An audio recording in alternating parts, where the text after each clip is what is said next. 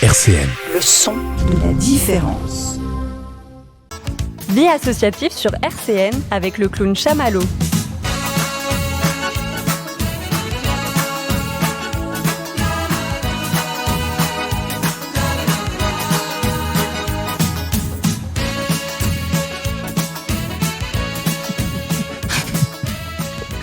Bonjour à toutes et à tous, chers auditeurs. Vous avez reconnu ce magnifique jingle, Adamo, le grand, le magnifique, que tout le monde adore.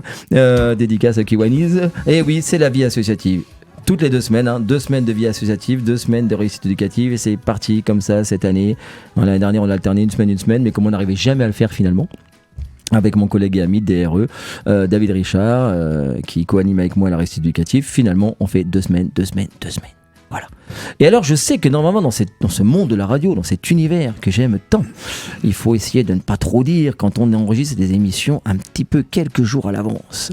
Et ben moi, je fonctionne pas comme ça. Je vais vous dire pourquoi. Parce que là, chers auditeurs, vous qui suivez les aventures de vie associative, vous êtes en attente et vous vous dites, la dernière fois, Chamallow nous a dit que le samedi, il va animer devant le King Jouet. Après, il va aller à la convention de Téléthon pour les organisateurs avec Serge Brown à la Cité des Provinces. Après, le dimanche 8, il va animer l'hippodrome pour le lancement du Téléthon. Pourquoi il ne nous en parle pas aujourd'hui, le vendredi qui précède le 6, il va aller avec plein de rigolos dans une salle pour faire le bilan d'un truc, je sais pas quoi, là, une action, je sais plus trop quoi, là, un monocycle, un truc bizarre là. Et pourquoi il nous en parle pas ? Bah voilà, tout simplement, chers auditeurs, parce que cette émission est un petit peu, presque en direct, mais enregistrée quelques jours en avance. Et c'est pour ça que, sinon ça ferait bizarre, que je fais pas un petit bilan de tout ça, parce que je vais pas vous dire que tout ça s'est bien passé, alors qu'il y a peut-être eu un orage terrible au-dessus de l'hippodrome, mais normalement c'est pas prévu. Donc, la semaine prochaine, au début de l'émission Réussite éducative, je ferai un bilan de toutes ces actions-là, mes 2 clowneries du samedi, l'animation de l'hippodrome du dimanche, du Téléthon. Mais par contre, n'hésitez pas, chers auditeurs, à réécouter en podcast l'émission de la semaine dernière, puisque je recevais non seulement Dominique des Chardons 54, ça va Dominique, qui est toujours avec nous, voilà. Très bien. Ouais, super. Il a peur de se faire disputer par Jean-Luc, donc il s'est rapproché du micro. Jean-Luc, on remercie, la technique. Je recevais également le Zozo à ma gauche. Ah oui, c'est vrai, il m'a dit qu'il fallait plus dire Zozo. Trop tard. Jean du Rotary Club, entre autres, bien sûr, mais... Et puis il y avait Valérie aussi, au fait, c'est pas parce qu'elle est bonne. Il y avait Valérie des Kiwanis, etc., la grande fan de Sardou, qui nous oblige depuis 2 mois à mettre du Sardou toutes les semaines. Mais aussi, chers auditeurs, l'émission de la semaine dernière, vous la retrouvez en podcast, mais vous la retrouvez aussi demain à 16h. Voilà, c'est comme ça. Voilà, les rediffusions. Il y a des rediffusions pour l'émission que vous entendez en ce moment. Et toujours le lendemain à 16h, c'est l'émission de la semaine d'avant. Donc demain à 16h, vous mettez devant votre poste et vous écoutez l'émission de la semaine dernière. Et l'émission d'aujourd'hui en est le prolongement. Pourquoi ? Parce qu'aujourd'hui, on reçoit... Désolé, vous deux, maintenant je vous mets un peu en stand-by, mais voilà, quand même. On reçoit France Victime 54 comme on l'avait annoncé. Et donc ça fait la transition avec l'émission de la semaine dernière. Bonjour. Alors je sais pas parler Anne-Sophie. Bonjour. Anne-Sophie, comment ? Parce que c'est Jean qui l'a dit tout à l'heure. Anne-Sophie Gavrilov. Ouais, je sais, parce qu'elle me taquine, parce que souvent... c'est une anecdote de notre défi du 9 et 10, mais de temps en temps, j'ai oublié le nom de famille. Merci d'être là. Merci de nous accueillir. Non, c'est très gentil. Et à votre gauche, Alain Bouchard. Tout à fait. Directeur, c'est ça ? Oui, directeur depuis le 1er septembre. Ça marche, merci. Merci, c'est un plaisir d'être là. Et quand je vous dis merci, c'est à la fois d'être là, puis pour tout ce que vous avez fait pendant la manifestation dont on a parlé la semaine dernière, et puis plus, merci pour tout. Voilà. Merci à vous également, parce que vous avez fait un exploit sportif qui mérite d'être souligné, même si c'est pour des fonds associatifs pour France Victime. Ouais, alors on va faire une émission. La semaine dernière, je me suis fait, c'est la première fois depuis des années de radio, je me suis fait avoir. Parce que quand j'ai lancé l'émission, ils sont mis tous là, le Dominique qui est à ma droite, et le Jean là, et Valérie, ils se sont mis à parler. Voilà, et moi je pouvais plus parler parce qu'ils parlaient des défis sportifs. Et là, on va prolonger l'émission la semaine dernière, et ben du coup, on va surtout parler de ce pourquoi on l'a fait, et des actions de votre organisme, c'est comme ça qu'on dit ? On est une association. Association, j'allais dire association, mais comme lui, il faut pas dire association, c'est club service, donc c'est une association. Non mais parce que c'est Jean quoi. Mais en tout cas, merci, on va en parler. Alors, on démarre toujours comme ça, un peu de manière humoristique, mais bon, on va sûrement évoquer aussi des sujets importants, graves de vos actions. Et merci beaucoup. Et tout de suite, sans transition, ça c'était pour le petit lancement, tour de table. Donc t'inquiète pas, avant la fin, on redira quelques mots bien sûr de Une rose, un espoir. Et je le dis tout de suite, les roses d'une rose, un espoir, organisée par Chardon 54, c'est pas en décembre. C'est en avril. En avril, parce que j'avais fait comme une petite erreur il y a quelques émissions derrière, c'est en avril, ok. Les roses, c'est pas en décembre. Et bien sûr, tu nous rediras en toute fin d'émission quelques mots sur Jean, sur l'Ukraine, les mardis, etc. etc. Voilà, ça marche ? Avec plaisir. Avec plaisir. Ouais, il est gentil comme tout. Merci. Tout de suite, on va lancer une petite pause musicale et ensuite France Victime 54.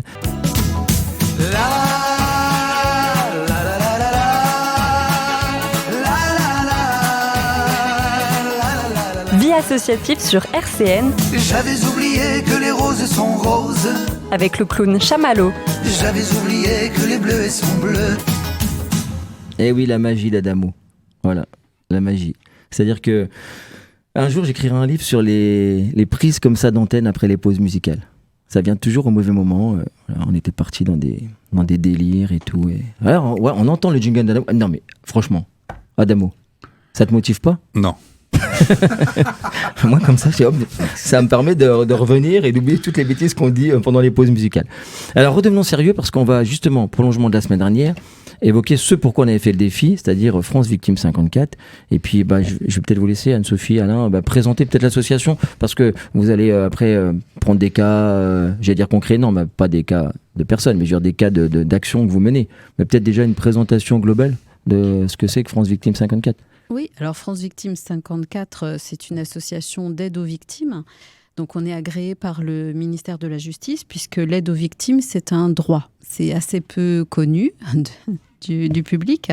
Mais donc dès lors que vous subissez un préjudice dans le cadre d'une infraction, vous pouvez bénéficier de dispositifs d'accompagnement. Ce sont des services gratuits et personnalisés pour chaque victime. Donc, notre association France Victime propose pour chaque personne une aide psychologique, un accompagnement social. On informe également la victime sur ses droits et on l'accompagne tout au long de la procédure, puisque c'est sûr qu'une procédure judiciaire, c'est pas forcément connu du grand public et ça nécessite un certain nombre d'explications. Et puis, on oriente aussi vers des services spécialisés dès lors que nos salariés ne sont pas en capacité de répondre. Donc, ça peut être vers un avocat, vers des médecins ou autres. D'accord. Donc, on est une équipe de 12 salariés. Je vais donner la parole à Alain pour parler de l'équipe.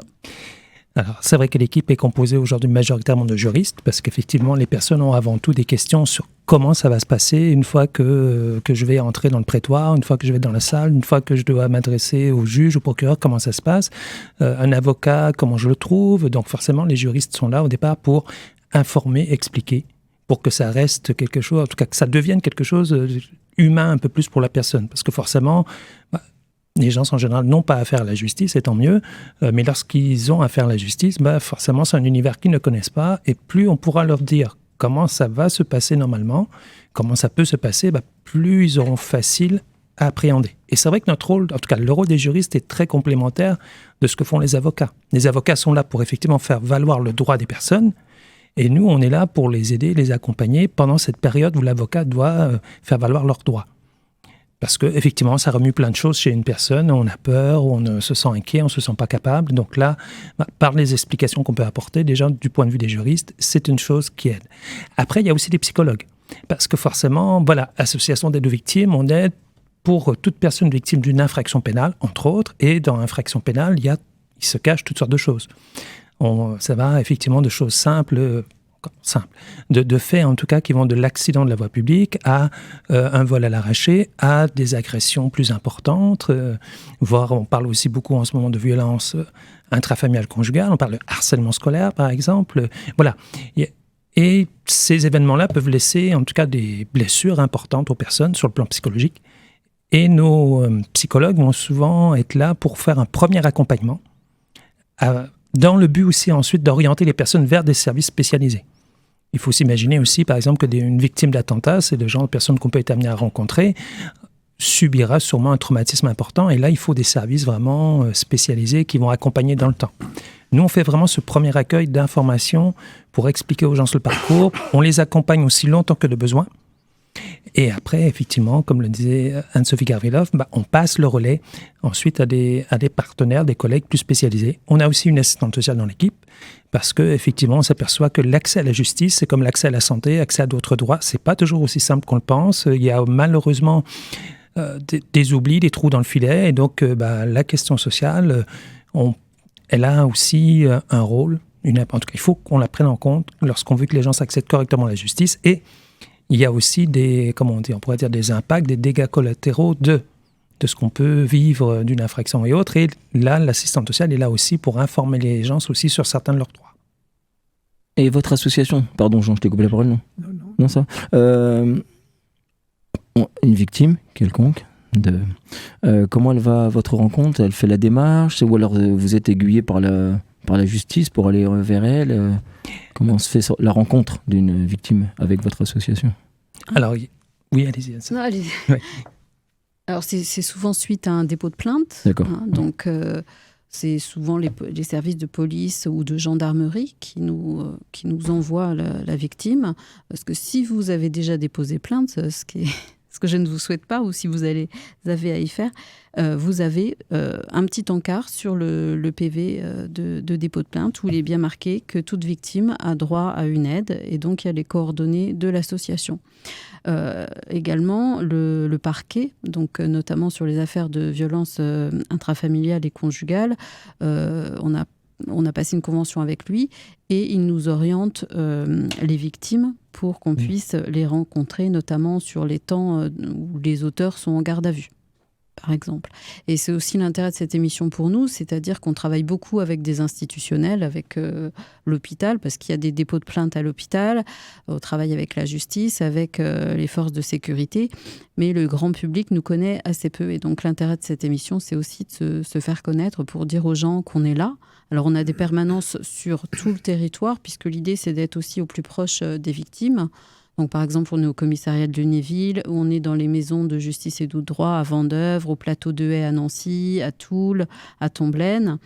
On est aussi au CCAS de Pont-à-Mousson, on va sur le bassin de Pompey, et puis plus récemment, on va sur Moselle-Madon. Donc, on essaye de rayonner partout sur le ressort du tribunal judiciaire de Nancy. D'accord.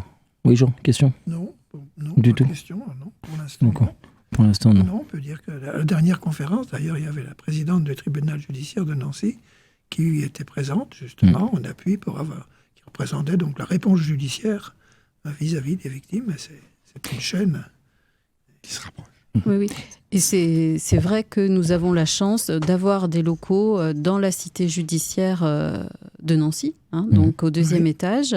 Et puis, nous avons aussi le bureau d'aide aux victimes qui est près des salles d'audience.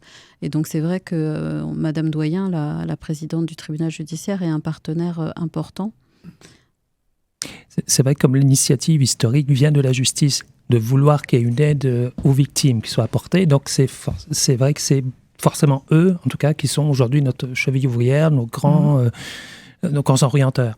Mais effectivement, à force de travail qu'on fait avec d'autres partenaires, parce qu'on oriente effectivement vers des partenaires spécialisés par moment pour qu'ils prennent le relais, ceux-ci, on se rencontre, on discute, on échange, et ils se disent, tiens, c'est intéressant ce que vous faites comme travail, on a rencontré d'autres gens, je crois que ça les aurait aidés qu'ils aient un accompagnement au début de cette mésaventure judiciaire et autres.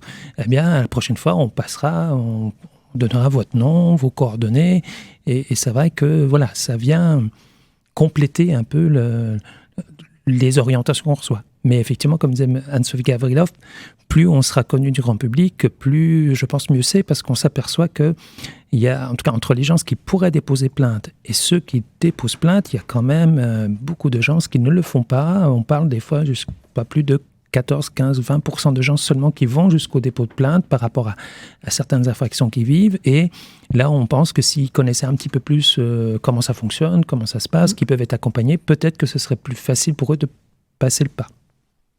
Oui, puis il y a toujours cette appréhension dont vous parliez tout à l'heure de dépôt de plainte, c'est quand même, ça ouvre quand même, pas une boîte de Pandore, mais c'est tout un univers qui n'est pas connu, les méandres de la justice, la complexité, puis le caractère anxiogène aussi des démarches, et puis de tout ce qui peut en découler. Alors peut-être des fois à tort aussi, parce que souvent l'angoisse vient de ce qu'on ne connaît pas, de ce qu'on ne maîtrise pas. Mais donc tout ça, vous allez éclaircir auprès des personnes le long cheminement du parcours judiciaire qui les attend, parce que finalement le parcours judiciaire attend autant le coupable que la victime. C'est une complexité, je pense, à la fois dans le temps. On dit souvent que le temps judiciaire, c'est pas toujours le même que celui du commun des mortels, et puis aussi les démarches qui sont des fois un peu, je pense, complexes, puis plus ou moins complexes suivant ce qu'on a subi, suivant qui on est aussi. Oui, c'est vrai qu'en fonction du type d'infraction, le traumatisme de la victime et le parcours judiciaire n'est pas le même. Quand vous avez une contravention pour tapage nocturne, c'est pas comme un délit de harcèlement ou comme un viol. Et c'est vrai qu'on accompagne beaucoup les victimes, notamment sur les dossiers d'assises, parce qu'une cour d'assises, c'est souvent des histoires, des vécus très difficiles. Donc là, on a passé une convention aussi pour mieux accompagner les victimes aux assises et sur les cours criminelles. D'accord. Et nous, on avait parlé pendant le défi, parce que c'était un peu, on avait focalisé là-dessus sur les violences intrafamiliales, c'est comme ça qu'on dit ? Violences conjugales ? On peut dire les deux. On peut dire les deux ? Oui.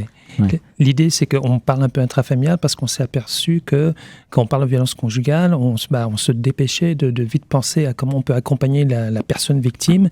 Et on se disait, il y a les enfants aussi, et on verra peut-être un peu après, on verra en même temps comment on fera. Et on s'est aperçu que peut-être quelquefois, on ne prenait pas assez en compte le traumatisme des enfants aussi qui sont témoins. Et donc, d'où cette idée de parler plus maintenant de violence intrafamiliale en espérant qu'effectivement, on prendra plus facilement en compte aussi, ou en tout cas plus rapidement, les enfants.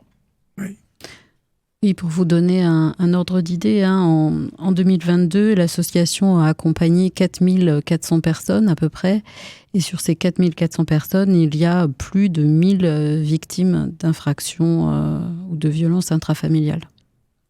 Ah oui, c'était une de mes questions, mais c'est encore pire que l'idée que j'avais, quoi. Donc c'est terrible. Oui, ça fait 25%.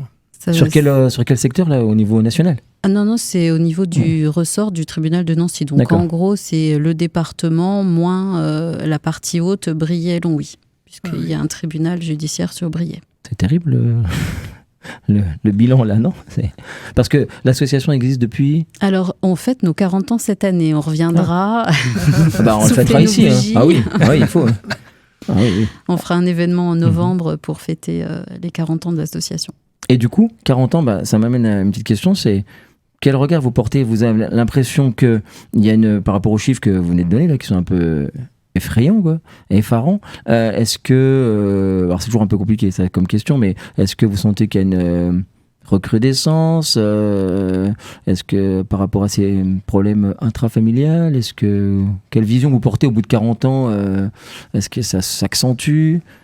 Alors, j'ai plutôt parlé sur les dernières années parce que c'est vrai qu'avant 2019, c'est une date importante sur les violences conjugales puisqu'il y a eu un Grenelle des violences conjugales qui a déclenché quand même tout un tas de dispositifs de protection pour les victimes et aussi qui a probablement libéré la parole et puis aussi permis de former ceux qui doivent écouter la parole. Et ça, c'est aussi très important, que ce soit le milieu médical ou le milieu de la police et de la justice.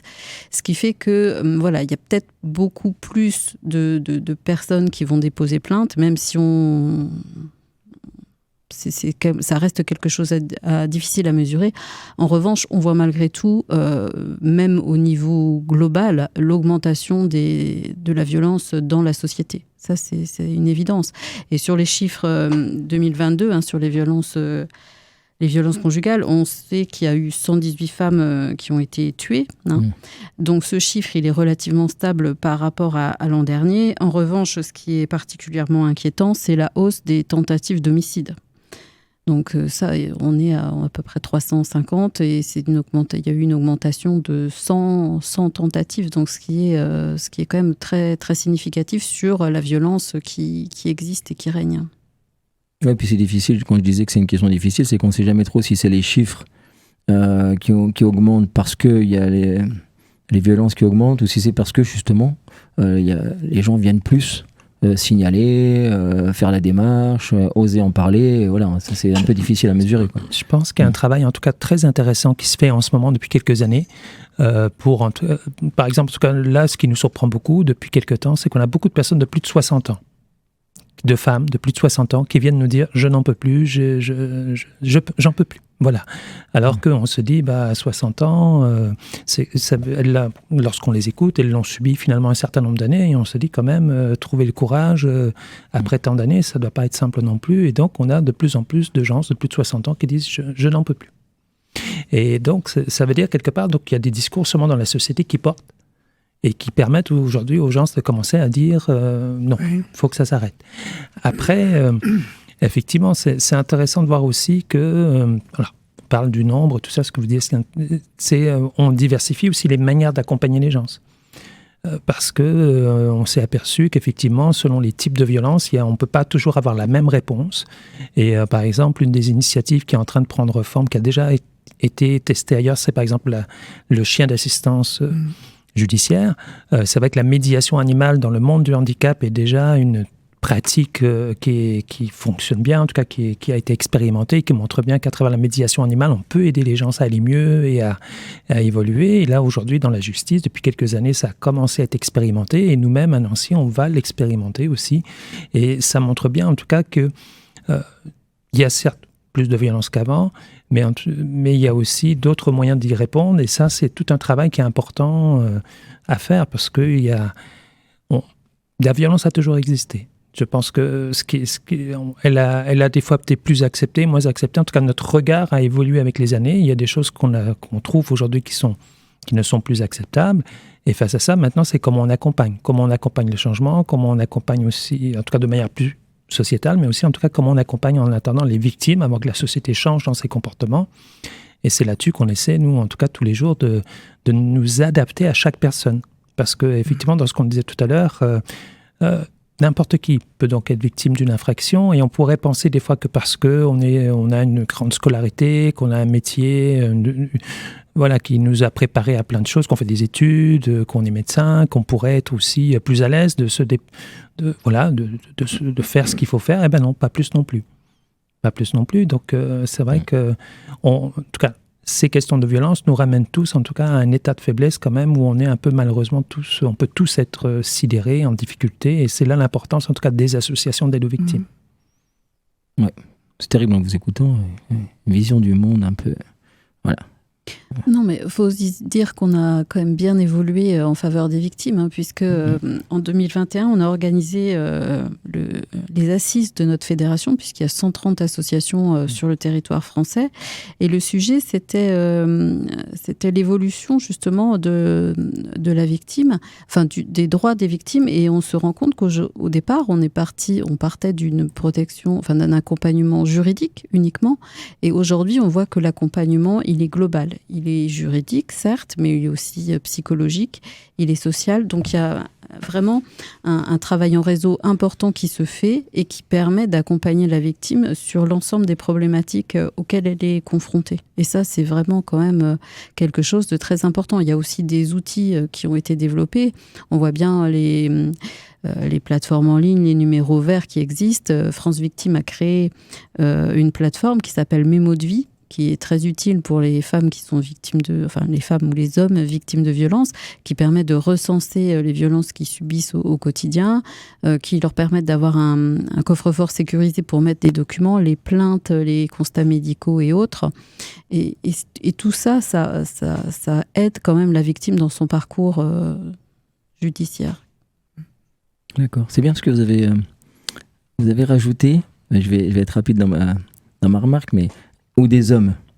Je veux dire pourquoi. Je pense que 9 fois sur 10, 8 fois sur 10, quand il y a une victime dans un intrafamilial, c'est plus souvent malheureusement les femmes qui le subissent. On est d'accord. Je pense que j'ai pas de statistiques, mais c'est ma vision. Puis mon féminisme vient de l'enfance, même si le mot féminisme est un peu galvaudé. Mais c'est bien de le rajouter parce que j'allais justement faire une remarque sur le fait que aujourd'hui, ce qui me semble peut-être facilitateur d'aller à votre rencontre et d'oser parler, c'est justement peut-être parce que on parle de tout ça Et alors quand on est victime, on se dit j'ai déjà entendu parler de ça, je peux en parler, j'ose. Moi je suis d'une époque où quand on subissait des choses à la maison, vu qu'on n'en parlait pas beaucoup dans les médias, etc., je pense aux violences aussi dans le milieu scolaire, les harcèlements, etc., finalement, comme on n'en parlait pas beaucoup, on se disait ça c'est que moi, est-ce que j'en parle ou pas? Et donc le fait d'en parler rend la chose possible, rend le concept possible, évocable, quoi, soit par les enfants, soit par les femmes. Et donc c'est bien tout ce que vous faites, la communication. Je parle pas de fait de passer à la radio aujourd'hui, bien entendu, aucun rapport, mais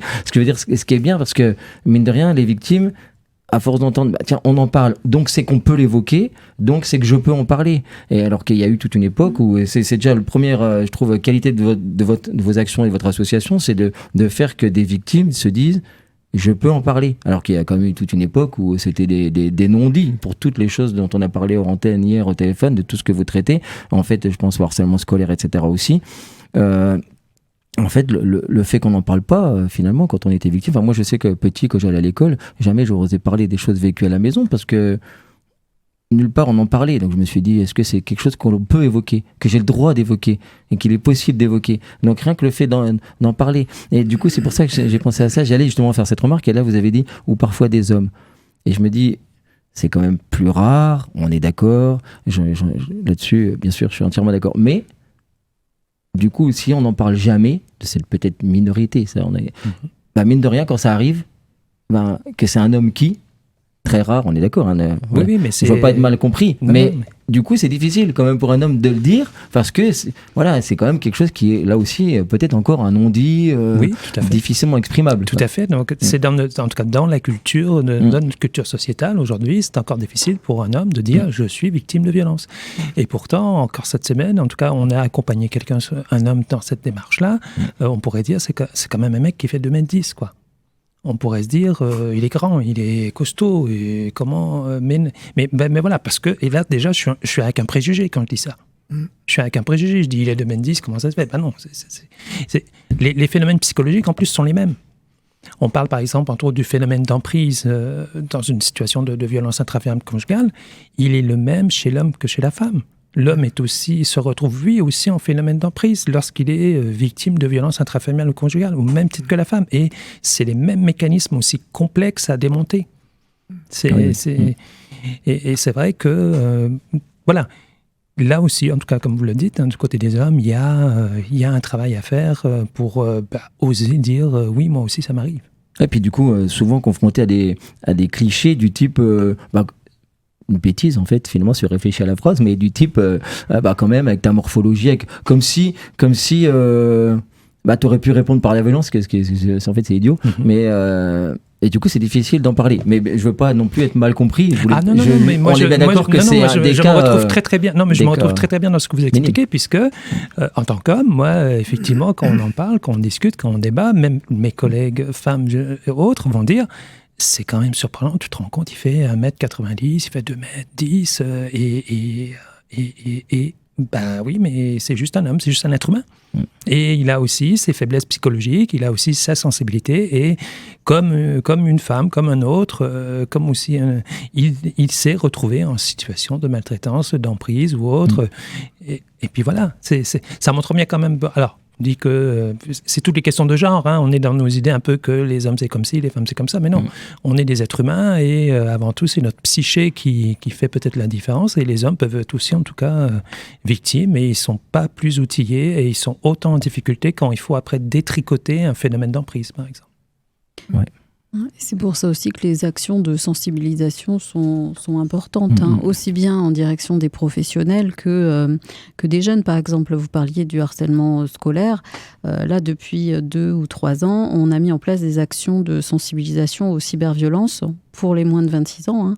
Donc, on intervient en collège et on intervient en mission locale avec, sous une forme un petit peu ludique pour expliquer aux jeunes, identifier les situations de violence, avec les vidéos lynchage, les sextapes et tout ça, et bien leur expliquer aussi. Alors, en fait, ils sont quand même très, très avertis, très au fait des choses, de leur donner des éléments d'information sur la qualification pénale aussi, parce qu'ils peuvent ne pas filmer, mais ils peuvent diffuser la vidéo cerveau d'un copain et du coup être complice.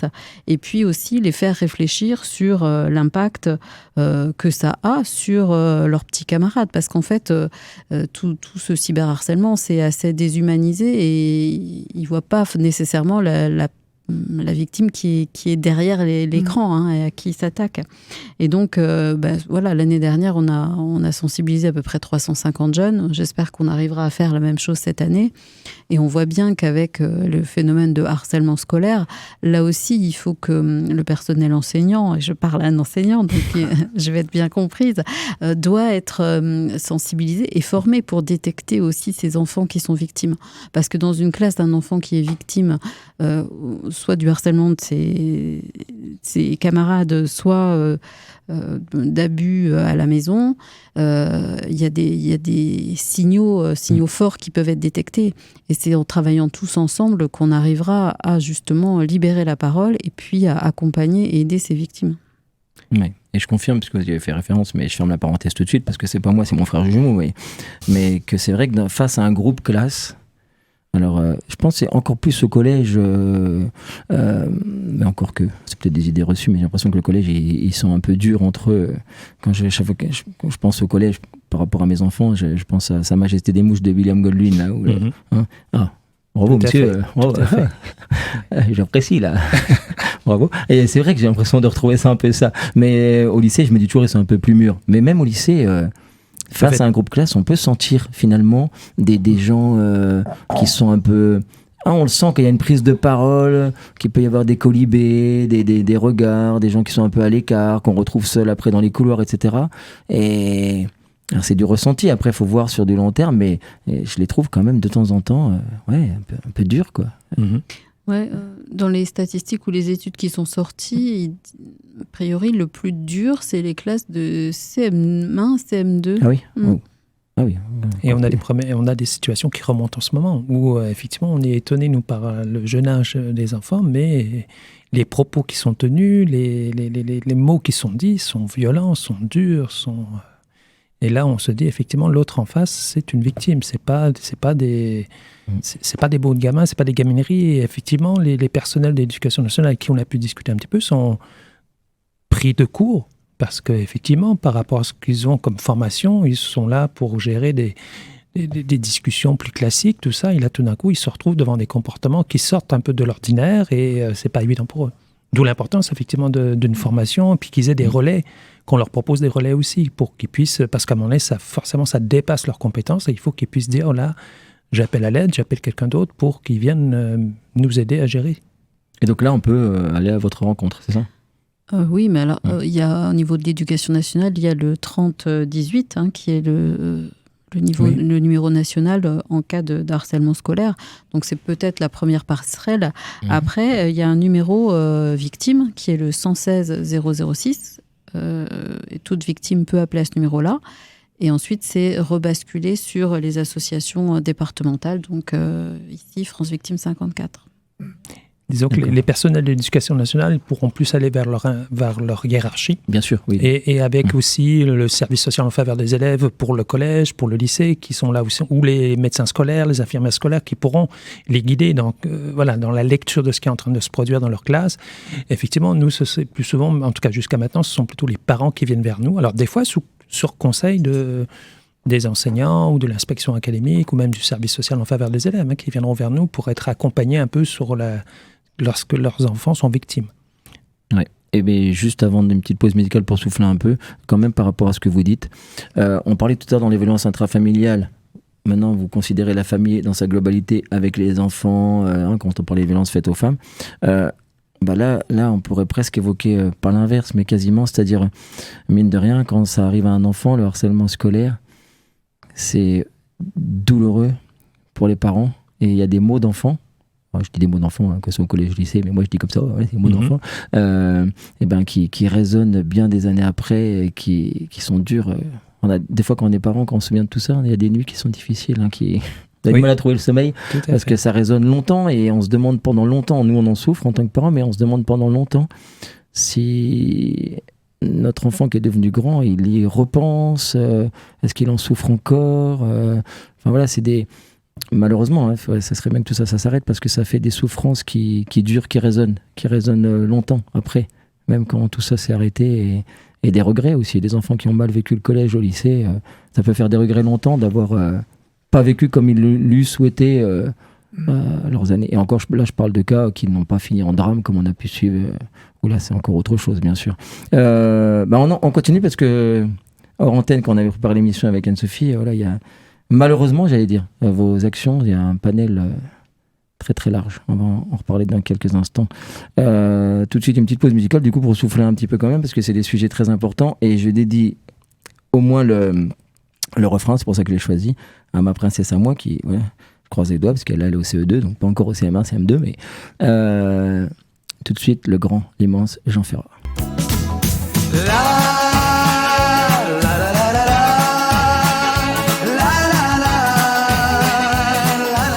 Vie associative sur RCN. J'avais oublié que les roses sont roses. Avec le clown Chamallow. J'avais oublié que les bleus sont bleus.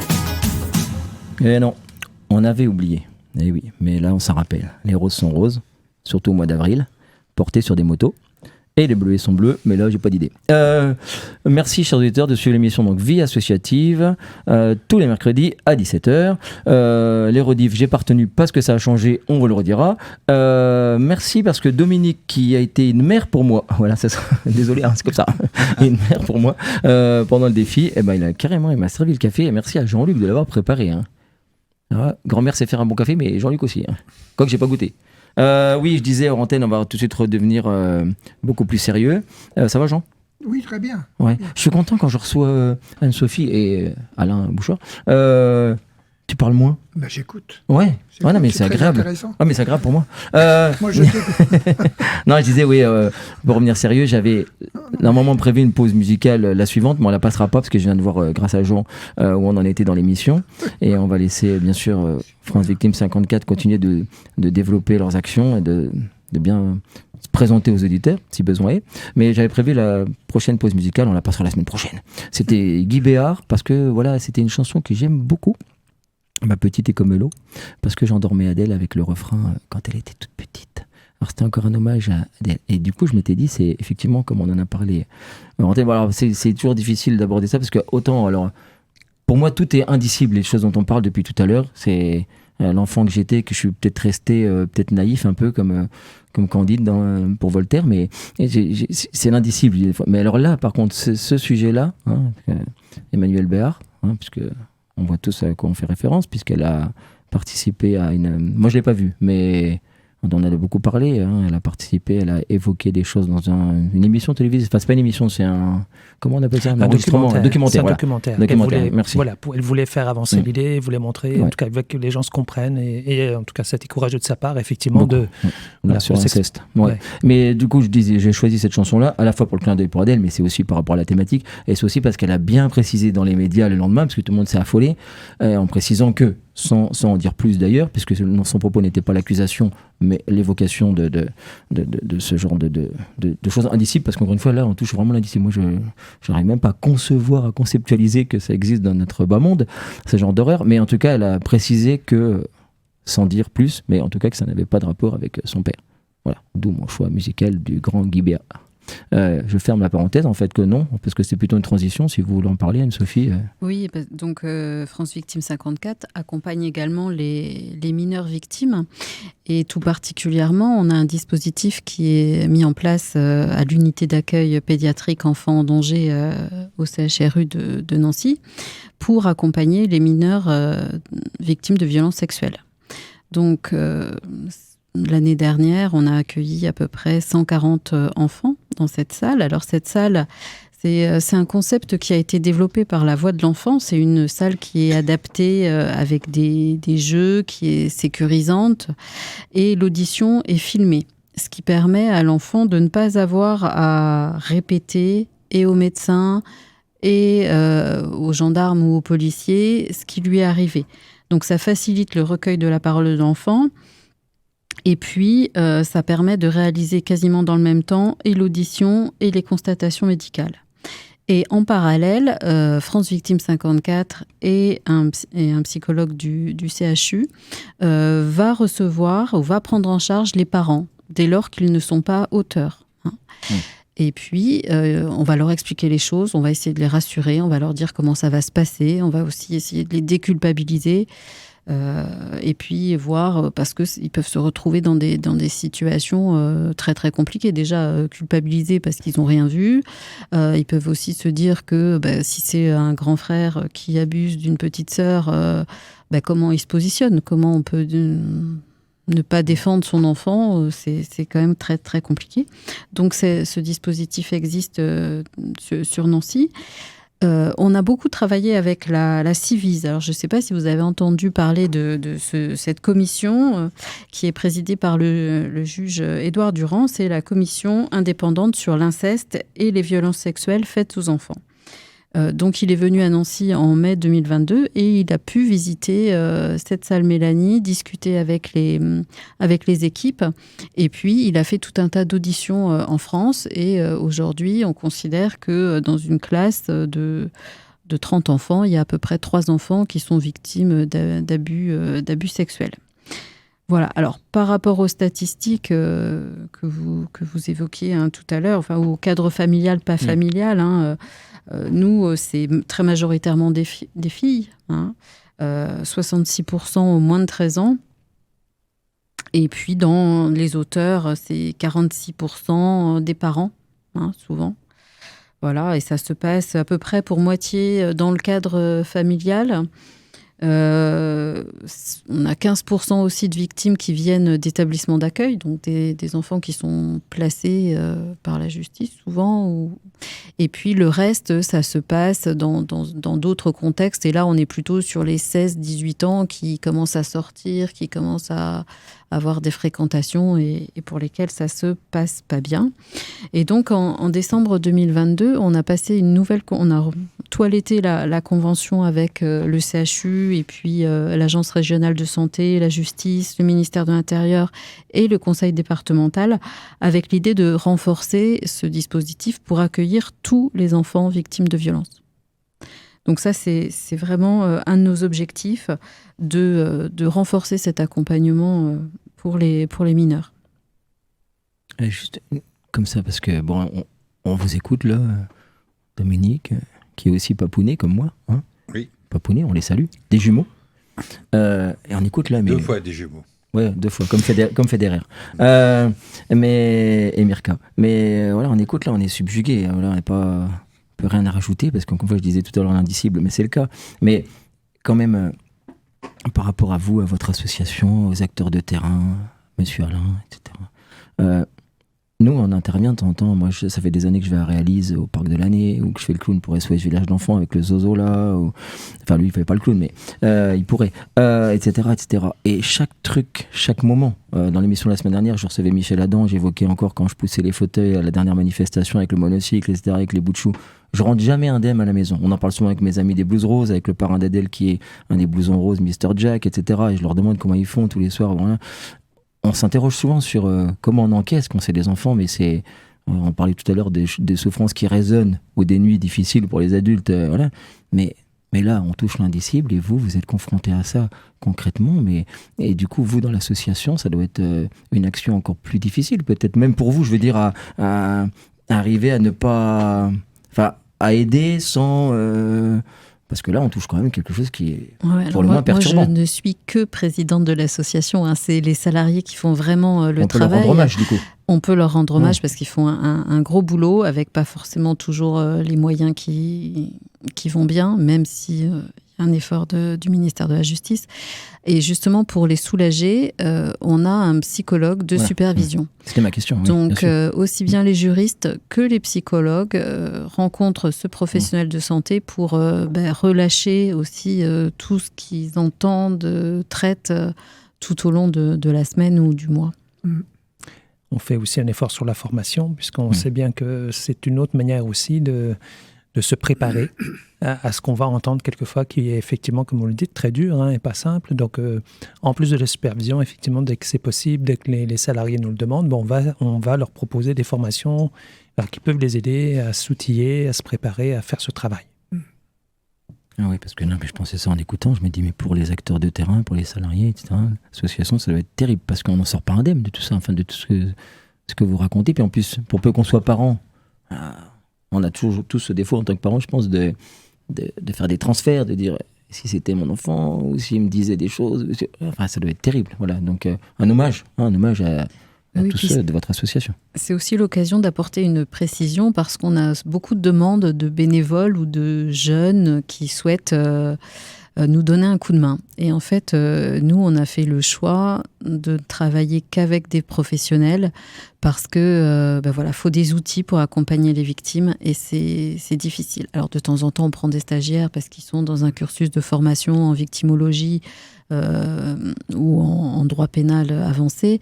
Mais sinon, voilà, c'est vrai qu'on est sur des professionnels pour que l'accompagnement soit de grande qualité et que ça soit sécurisant pour les victimes. D'accord. Non, mais en tout cas, bravo pour ce que vous faites, parce que là, par contre, c'est les chiffres. Hein. On est quand même sidérants. Et encore, ça ne représente pas toutes les victimes. Puisque la salle Mélanie, donc elle se situe au CHRU à Brabois.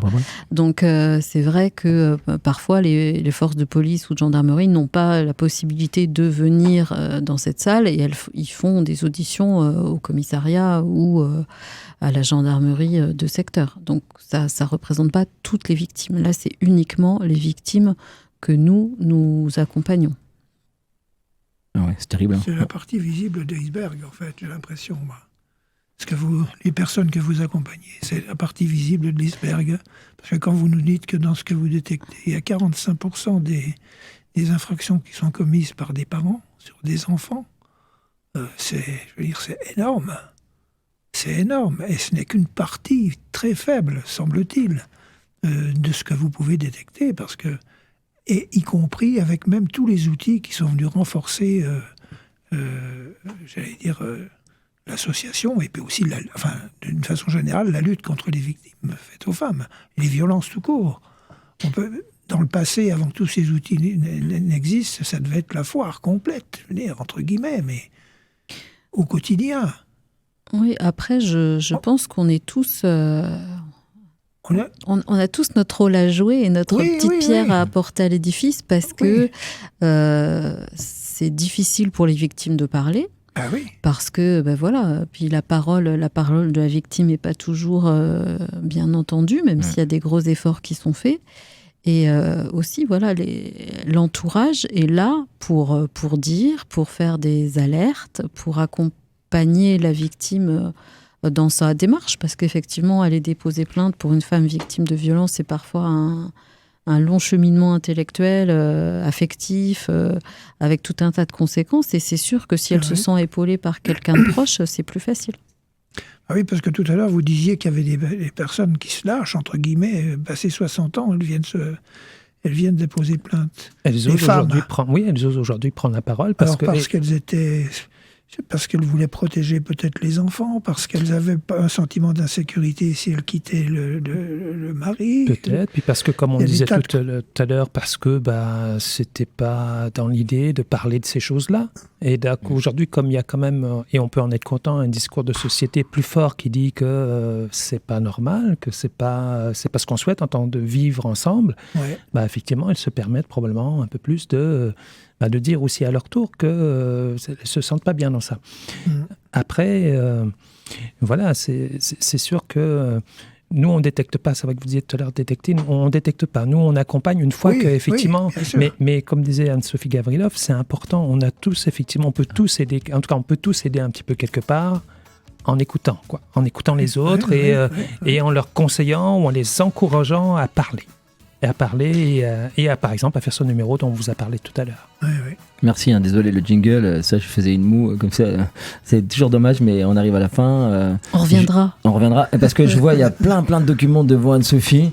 Alors, mais en même temps, s'il y a une frustration, j'ai toujours aux invités, c'est mieux que d'avoir trouvé qu'il y avait trop de blancs et qu'on s'ennuyait. Mais il faudra vraiment revenir parce qu'il y a beaucoup de choses à dire. Et en plus, je vous remercie pour toutes les fois où vous avez présenté votre association pendant le défi. D'autant plus que je vous ai pas remercié puisque j'ai remercié une autre dame en confondant. Et je lui ai dit bravo pour tous ces 4 discours d'affilée à chaque étape. Et en fait, c'était pas vous. Du coup, je le dis en public là, merci. C'est moi que vous remercie et les administrateurs de France Victime aussi. Et voilà, chers auditeurs, allez en tout cas à la rencontre. Comment on peut d'ailleurs, sur les dernières notes d'Adamo, là, il y a un site internet. Il y a un site www.francevictime54.fr. Vous pouvez nous contacter au 03 83 90 22 55 et vous pouvez nous rencontrer à la cité judiciaire. Merci infiniment. Merci Dominique d'être resté. Chardon 54. Merci. Merci à Jean. Jean, c'est plein de trucs. L'Ukraine, le mardi. Merci Jean-Luc à la technique. On se retrouve la semaine prochaine pour Réussite Éducative. Cette émission sera beaucoup rediffusée, sera en podcast. Elle est filmée en plus, donc on est super beau. Même lui. À très bientôt, chers auditeurs. Merci France Victime 54. RCN, www.rcn-radio.org